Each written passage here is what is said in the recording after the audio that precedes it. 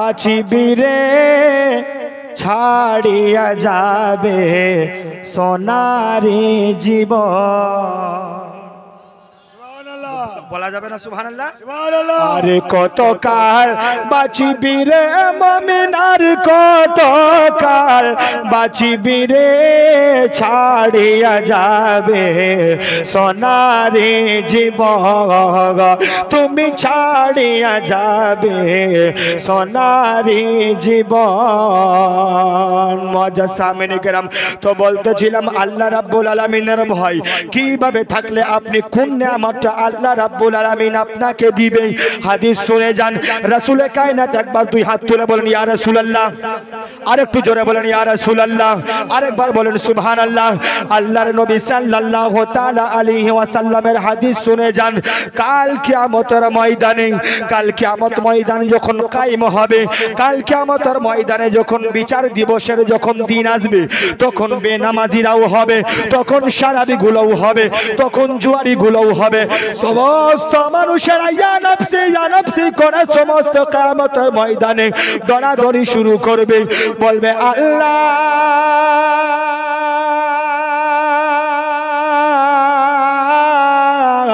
আজকে আমার কি হবে, আজকে আমার কি হবে, এই রকম করে দৌড়াদৌড়ি শুরু করবে। কিন্তু নবী বলছেন জাহান্নাম যখন বেনামাজির দিকে ছুটে আসবে, জাহান্নাম সারাবিদের দিকে যাবে, জাহান্নামটা বেনামাজির দিকে যাবে, জাহান্নাম সারাবিদের দিকে যাবে, জাহান্নাম জুয়াদিদের দিকে যাবে। যারা দুনিয়ার মধ্যে জেনা করে জানি হয়েছিল তাদের সঙ্গে তাদের কাছে যখন তাদের নিকটে জাহান্নাম চলে যাবে, জাহান্নাম যাওয়ার পরে বেনামাজি গুলো বলবে, সারাবি গুলো বলবে, জুয়ারি গুলো বলবে জাহান্নাম গো তোকে নামাজি গুলোর ওয়াস্তা আমাকে ছেড়ে দাও, নামাজি গুলোর ওয়াস্তা তোমাকে, আল্লাহ এবং রাসূলের ওয়াস্তা তোমাকে, যারা দুনিয়ার মধ্যে রোজা করেছিল তাদের ওয়াস্তা, তাদের ওয়াস্তা দিচ্ছি আমাদেরকে ধরো না, আমাদেরকে তুমি নিজের পেটের মধ্যে নিও না। জাহান্নাম কোনো কথা শুনবে না, আমাদের দিকে যেন জাহান্নাম এগিয়ে চলে আসবে। বাবা অন্তরের কান লাগিয়ে শুনবেন গো বাবা, কোন নবীর শরিয়তটাকে আমরা ভুলে রয়েছি, কোন নবীর হাদিসের উপরে আমাদের আমল নাই, কোন কোরআনটাকে আমরা বাড়িতে তাকের মধ্যে সাজিয়ে রেখেছি, পড়ার আমাদের সুযোগ নাই। বাবা গো এবার জাহান্নামটা যেন জাহান্নামীদেরকে ধরার জন্য আসবে, আর তারপরে জাহান্নামী দৌড়াদৌড়ি করবে, তখন সঙ্গে সঙ্গে জিবরিল আমিন আসবে। জিবরিল আমিন আসার পরে বলবে ইয়া রাসূলুল্লাহ নবী গো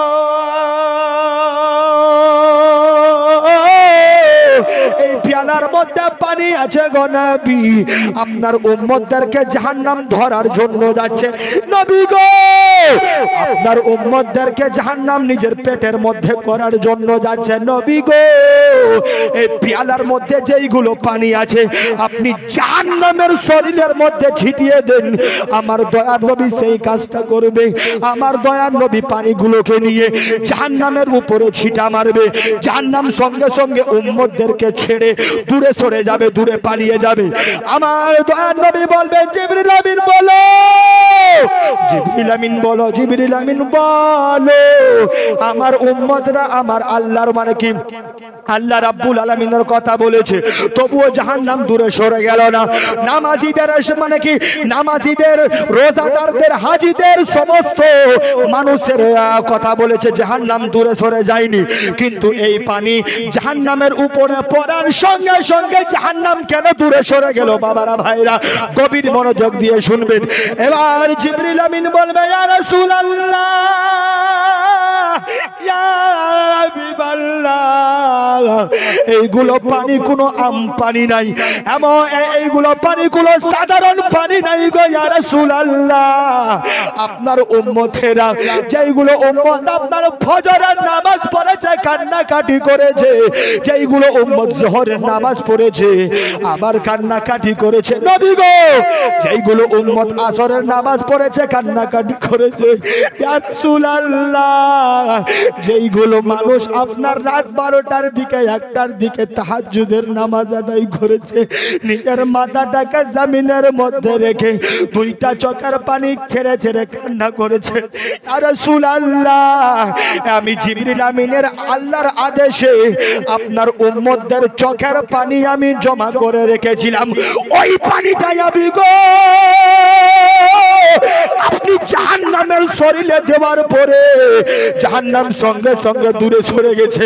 ইয়া রাসূলুল্লাহ, এইগুলো পানি হলো আপনার নেককার উম্মতের চোখের পানি। আর একটু জোরে বলা যাবে না? আর একটু জোরে বলা যাবে না? ইয়া রাসূলুল্লাহ,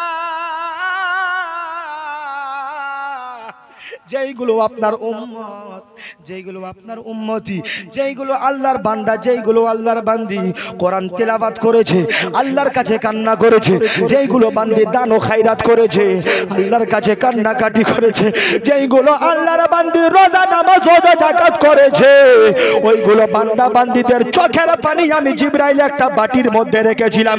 আজকে জাহান্নামটাকে দূরে সরাবার জন্য মায়াপুরের মা, মায়াপুরের বাবারা, আপনাদের এই বিবেকের মধ্যে আমি একটা সওয়াল রাখতে চাই, আমি একটা প্রশ্ন রাখতে চাই, যে গুনাহগার উম্মতের চোখের পাওয়ার এত, গুনাহগার উম্মতের চোখের পানির পাওয়ার এত, জাহান্নাম দূরে সরে যায়, তো আমার দয়ার নবীর চোখের পানির দাম কত হবে? আর একটু জোরে বলুন, আর একটু মোহাব্বতে বলুন, আমার দয়ার নবীর চোখের পানির দাম কত হবে? আমার রাহমাতাল লিল আলামিন নবী একটা দিন নয়, 2টা দিন নয় বাবা, মনে হয় আপনি জানেন না, আমার দয়ার নবী 1 বছর নয়, 2 বছর নয়, 63টা বছর ইয়া উম্মতি উম্মতি বল কান্নাকাটি করেছে। কোন নবী দুনিয়ার মধ্যে জন্ম হওয়ার পরে উম্মতের জন্য কান্নাকাটি করেনি, কিন্তু আমার নবী যখন দুনিয়ার মধ্যে আসলেন, আমার দয়ার নবীর যখন জন্ম হয়, মা আমিনা, মা আমিনা বলে আমি শুনতে পাই আমার সন্তান মুহাম্মদ আহমদ দুনিয়াতে আসার পরে মাথাটাকে জমিনের মধ্যে রেখে ইয়া রাব্বি, ইয়া রাব্বি হাবলি উম্মতি বলে কান্নাকাটি করেছে। সুবহানাল্লাহ, আরেকটু মুহাব্বতে সুবহানাল্লাহ। মা ভাই গো, অন্তর থেকে কথাগুলো বলি, অন্তর থেকে কথাগুলো শোনা চাই। আল্লাহর নবী বলছেন একটা, তুমি কাজকর্ম করছো একটা। আজকে আমরা যে কোনো বাবাদের, ভণ্ড বাবা হোক, ফিল্মে স্টার হোক, সিরিয়াল আদাকার হোক, আমার মা বোনেরা তাদের নকল করে কি করে না? বলেন না কেন? আমার যুবক ভাইরা তার নকল করে কি করে না? কিন্তু ভাই খারাপ মনে করিও না, আমার আল্লাহ রাব্বুল আলামিন তোমাদেরকে কোনো খারাপ ধর্মের মধ্যে না, যেই ধর্মতে আল্লাহ আমাদেরকে সৃষ্টি করেছে ওই ধর্মটার নাম হলো ইসলাম। আর আল্লাহ বলেছে ইন্নাদ দীনা ইনদাল্লাহিল ইসলাম, সমস্ত ধর্মের মধ্যে আমার মনোনীত ধর্ম হলো ইসলাম ধর্ম। জোরে বলুন সুবহানাল্লাহ। মা বোনদেরকে যদি নামাজের কথা বলা হয়, মোরা নবীর দিবানি, নামাজ পড়বা পারমুনি, মোরা নবীর দিবানি, সিরিয়াল দেখবা বন্ধ করমুনি। এ বলে কি বলে না? করে কি করে না এরকম? হ্যাঁ, ভাইরা বলছে, বাবারা বলছে মোরা নবীর দিবানা, কোনদিন নামাজ পড়তে মসজিদে যাব না। বাকিটা লাগিয়েলেন আপনারা? হ্যাঁ, কোনদিন নামাজ পড়তে যাব না। 5টা দিনের জন্য ইমামতি করেছি এখানে আপনাদের মধ্যে। দেখতে পেয়েছি আমি ফজরে কটা মানুষ আর জোহরে কটা মানুষ। মেম্বার সাহেব আমাকে বলেছে গ্রামের অবস্থা এইরকম, মানুষ, হাজার মানুষ চায়ের দোকানের মধ্যে বসে থাকবে, 2 কদম আগিয়ে এসে 10টা মিনিট মসজিদের মধ্যে দিবে না। পাক্কা সাচ্চা মুসলমান তুমি দাবি করো নিজেকে, কোন মুখ দিয়ে তুমি বলো আমি মুসলমান? কোন মুখ দিয়ে বলো তোমার কোনো অধিকার নাই? এইজন্য ইসলামের পরিচয় তোমার মুখের মধ্যে নাই, ইসলামের পরিচয় তোমার লেবাসের মধ্যে নাই, ইসলামের পরিচয় তোমার ঈমানের মধ্যে নাই। গোশ কাকা মুসলমান আছে, নাই আছে নাই নাই। তো পরিচিত আমাদেরকে দিতে হবে যে আমরা ইসলাম ধর্মের মানুষ। পরিচিত আমাদের কি করতে হবে? দিতে হবে।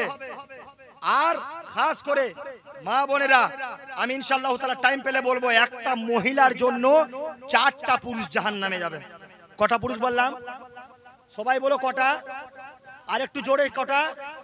4টা পুরুষ জাহান্নামের মধ্যে যাবে। আর আমার নবী আসার আগে, আমার নবীর আসার পূর্বে মহিলাদের দাম, মহিলাদের সম্মান কিভাবে ছিল, ইনশাআল্লাহ তাআলা এই বয়ান করে নিজের বক্তব্যকে শেষ করব। একবার দূর পড় আল্লাহুম্মা।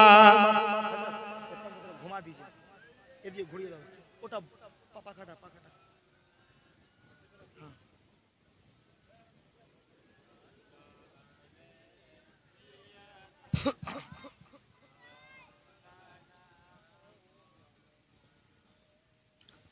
স্পিরিটটা থাকলে বাড়িয়ে দেন, স্পিরিট ঠিক আছে থাক। তো মুআজ্জাজ সামিনে কেরাম, মায়েরা গল্প করিয়েন না। মুআজ্জাজ সামিনে কেরাম, আমার আপনার নবী সাল্লাল্লাহু তাআলা আলাইহি ওয়াসাল্লাম দুনিয়াতে আসার পূর্বে মহিলা তোমাদের কোনো সম্মান ছিল না, তোমাদের কোনো দাম ছিল না, তোমাদের কোনো ভ্যালু ছিল না। মা তোমাদেরকে মানুষ জীবিত দাফন করতো। গভীর মনোযোগ দিয়ে শুনবেন, 5 মিনিট ধৈর্য ধরে বসেন, কোনো দিকে নজর দিবেন না। অবশ্যই আমার নবীর শান মান আপনি 5 মিনিটের মধ্যেই বুঝতে পারবেন কোন নবীকে আমরা পেলাম, কোন নবীকে পেয়ে আমরা খুশি হলাম না, কোন নবীর শরিয়তটাকে আমরা ছেড়েছি, কোন নবীর আমরা উম্মত, কোন নবী আমাদের জন্য 63 বছর আমাদের জন্য দুনিয়ার মধ্যে কান্নাকাটি করেছেন। আবার কবরের মধ্যে আমাদের জন্য ওই নবী বাঁচাতে আসবেন। আবার কাল কিয়ামতের ময়দানে ওই নবী আমাদেরকে শাফাআত করবে। একটু জোরে হবে না? ওই নবী শাফাআত করবে। মা তোমাদের কোনো দাম ছিল না, তোমাদের কোনো সম্মান ছিল না। আমার দয়ার নবীর আসার আগের কথা বলছি, আমার দয়ার নবী আসার পূর্বের কথা বলছি। জাহিলিয়াতের জামানা ছিল, জাহিলিয়াতের যুগ ছিল, মহিলাদের সম্মান ছিল না। নিজের বাবাগুলো নিজের মেয়েকে জীবিত দাফন করে ফেলতো। আচ্ছা বাবা বলেন, এই জামানাতে কোনো বাবা নিজের মেয়েকে জীবিত দাফন করতে পারবে? দাফন করতে পারবে? মারতে পারবে না, দাফন করতে পারবে না। মা শুনে যান, মা খালা শুনে যান, রাতের বেলা আল্লাহর নবী আসার আগে তোমাদের সম্মান এটাই ছিল, তোমাদের সম্মান, তোমাদের রিসপেক্ট এটাই ছিল। দুনিয়াতে আসার পরে নিজের মা নিজের বাবাগুলো মেয়ের গলার মধ্যে হাত রেখে মেরে দিত, মেয়ের গলার মধ্যে কচি গলার মধ্যে যেন ছুরি চালিয়ে মেরে দিত, কচি গলার মধ্যে, কচি মুখের মধ্যে লবণ দিয়ে মেরে ফেলতো। আবার একটু যদি বড় হতো আবার জীবিত মেয়েকে দাফন করে মেরে ফেলতো। একদিনের ঘটনা, আমার দয়ার নবী সাল্লাল্লাহু তাআলা আলাইহি ওয়াসাল্লাম সাহাবীদেরকে নিয়ে বসে আছেন। বসে আসার পরেই আমার দয়ার নবী সাল্লাল্লাহু তাআলা আলাইহি ওয়াসাল্লাম সাহাবীদেরকে নিয়ে কোরআন এবং নিজের হাদিসের কথা মানুষের কাছে প্রচার করতে লাগলেন। সাহাবায়ে কেরাম বক্ষ করে ভালো করে দয়ার নবীকে শুনতে লাগলেন, আমার নবীকে সামাআত করতে লাগলেন। তার মধ্যে হালকা হালকা যেন কান্নাকাটির শব্দ আসে। আমার দয়ার নবী বলে, আবু বকর দেখো কোন মানুষটা কান্নাকাটি করে, কোন মানুষটার চোখের মধ্যে জল, কোন মানুষটা এত দুঃখ ভরা কান্নাকাটি করে। আবু বকর সিদ্দিক দেখলেন এক সাহাবী কান্নাকাটি করে। সাহাবীকে নিয়ে আসা হলো, নিয়ে আসার পরে বললেন, ইয়া রাসূলুল্লাহ, আমার নবী বললেন, সাহাবী বলো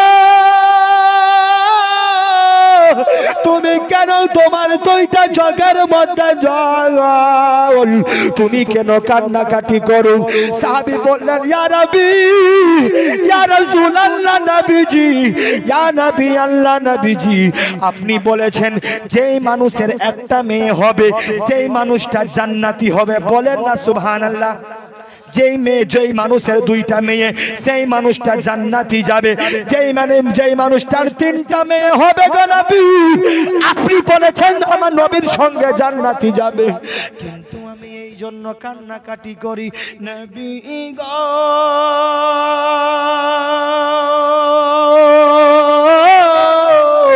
আমি একটা নয় দুইটা নয়, আমি নিজের কন্যা 7টা দাফন করেছি, আর সমাজের আমি 70 থেকে 72টা কন্যাকে নিজের হাত দিয়ে দাফন করেছি, নিজের হাত দিয়ে জীবিত মেরে ফেলেছি।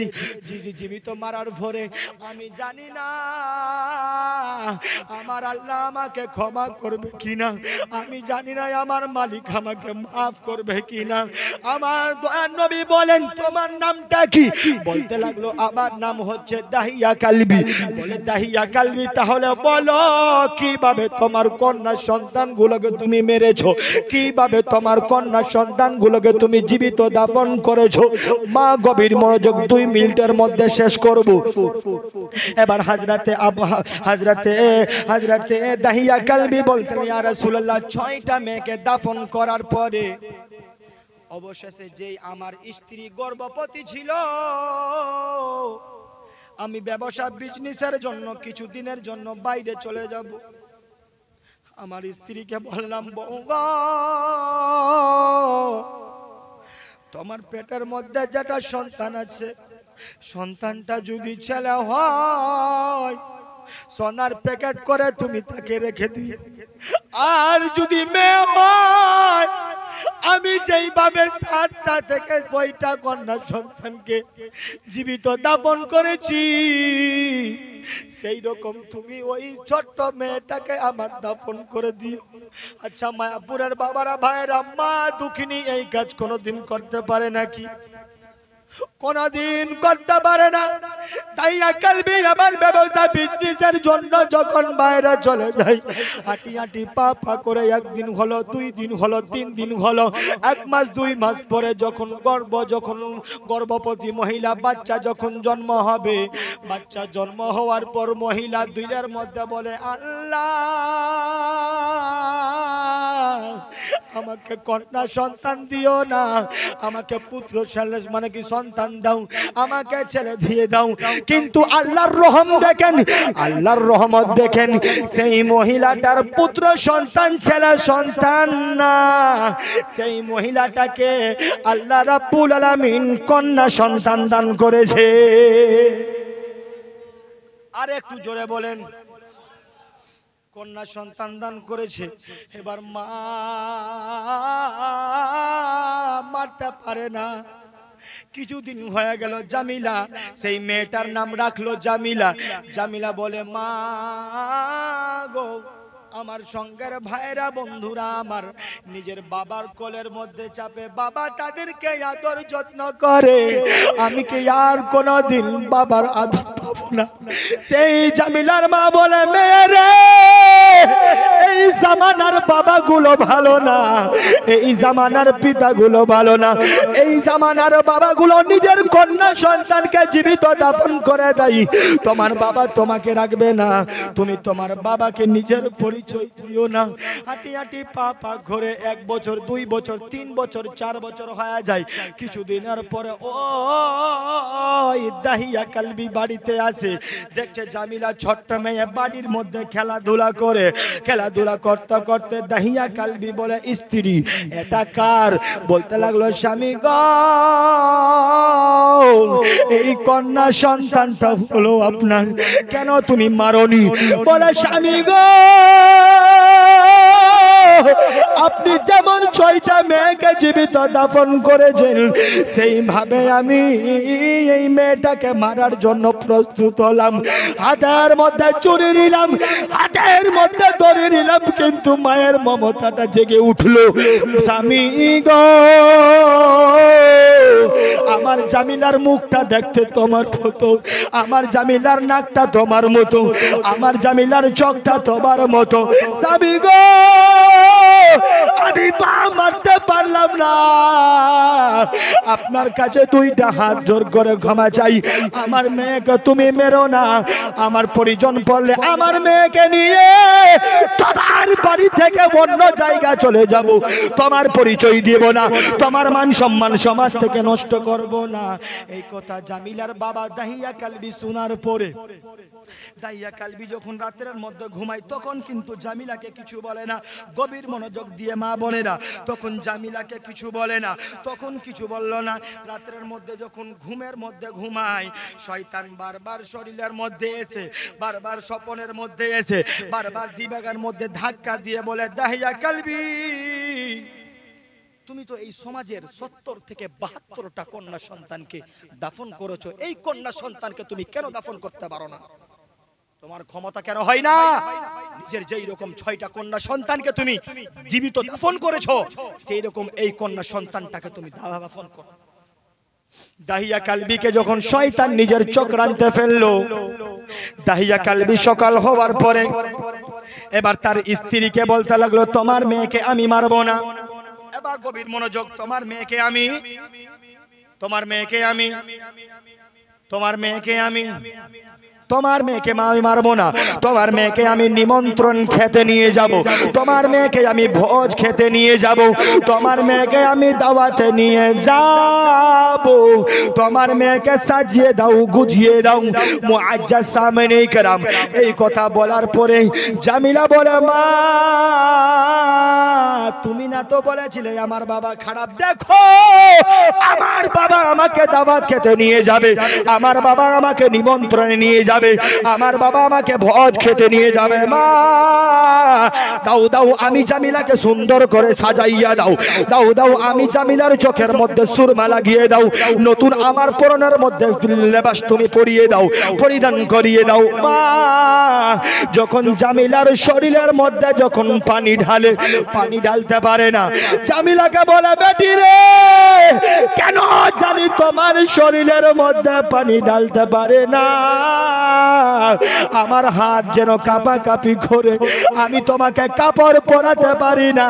বেটি জামেলা যতক্ষণ পর্যন্ত তুমি আমার মেয়ে আমার বাড়িতে ফিরে না আসো, আমি জামিলার মা, আমি তোমার মা, ততক্ষণ পর্যন্ত বাড়ির মধ্যে একটাও ঘন্টা আরাম করব না।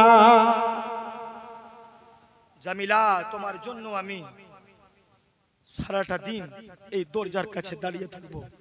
বাবা দেখেন আপনার কন্যা সন্তানের দাম ছিল না, মা শুনেন আপনাদের কোনো দাম ছিল না, কোনো সম্মান ছিল না, আমার নবী আসার পর আপনাদের কদমের নিচে জান্নাত রেখে দিয়েছে। বলেন সুবহানাল্লাহ, বলেন না সুবহানাল্লাহ। বলি আমি মায়াপুরে, বলি আমি মায়াপুরে, নবীর হাদিস শুনো না, আমার নবী বলে মায়ের মনে ব্যথা দিও না রে, আমার নবী বলে মায়ের মনে, বলেন ব্যথা ব্যথা দিও না। আচ্ছা, মায়েদের দিক দিয়ে একটা 500 একটা 200 এসেছিল, বাবাদের কাছ থেকে আমাকে ফিরিয়ে যাবেন? কোনো আমার বাবা নাই যে মায়েদের মোকাবেলা করে? কোনো বাবা যদি আছেন, মায়েদের সমান বেশি চাইবো না আমি, কোনো বাবা আমার 500 টাকা হাত তুলেন, এখন যদি না থাকে পরে দিবেন ইনশাআল্লাহ তাআলা। মায়ের জন্য যদি দিবেন, নবী বলেছেন as-সাদকাতু তারাদ্দুল বালা, সাদকা দিলে বালা মুসিবত দূর হয়। আর যার জন্য আপনি সাদকা দিবেন, যার জন্য আপনি দান ও খায়রাত করবেন, ওই ব্যক্তির দানটাকে যদি আল্লাহ কবুল করে, তার মা বাপের জান্নাত কবরটাকে জান্নাতের টুকরা বানিয়ে দিবে আল্লাহ। বলেন সুবহানাল্লাহ। কোনো বাবা আমার নাই, একটা মায়ের জন্য 500 টাকা ইনশাআল্লাহ তাআলা।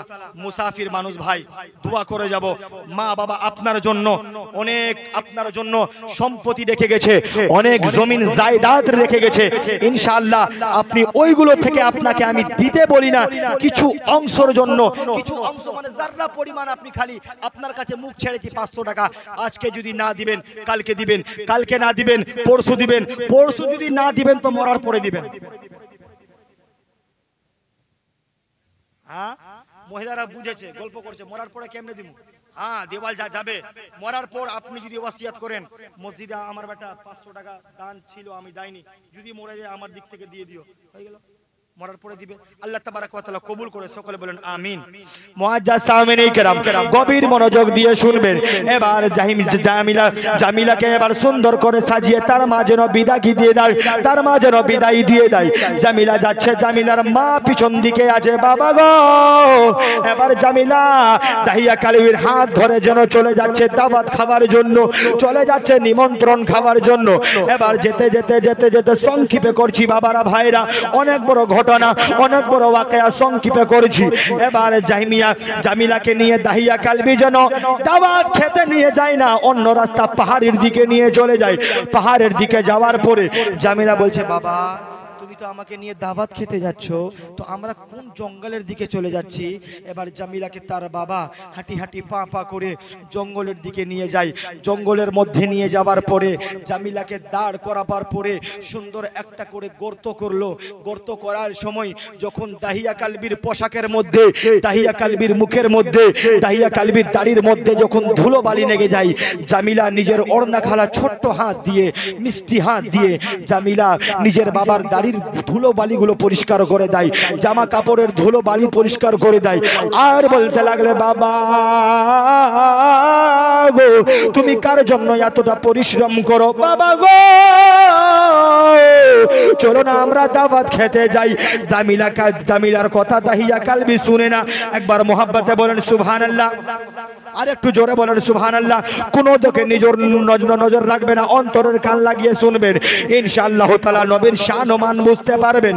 মুআজ্জাজ সামিনী কেরাম, এবার জামিলা কোনো কথাই শুনে না, জামিলার বাবা কোনো কথা শুনে না। এবার যখন গর্তটা পরিপূর্ণভাবে হলো, এবার দাহিয়া কালবি বলে, জামিলা দেখো আসো, গর্তটা দেখবা তো আসো। জামিলা এবার যেই রকম গর্তের মধ্যে মুখ খাড়াকে দিয়েছে, নিষ্ঠুর পাষাণ দাহিয়া কালবি যেন নিজের কন্যা সন্তানকে পিছন থেকে একটা ধাক্কা দিয়েছে। জামিলা বলে, বাবা গো আমি বুঝতে পেরেছি গো বাবা, বুঝতে পেরেছি তুমি আমাকে বিদায় করে দিচ্ছ দুনিয়া থেকে, তুমি আমাকে মেরে ফেলে দিবে, তুমি আমাকে হত্যা করে দিবে, তুমি আমাকে দুনিয়া থেকে বিদায় করে দিবে। বাবা তোমার পা ধরে বলি, তোমার হাতে পড়ি, পায়ে পড়ি, বাবা আমি মরতে চাই না, আমাকে মেরো না, আমাকে মেরো না, আমাকে মেরো না, আমাকে মেরো না, আমাকে ছেড়ে দাও বাবা গো।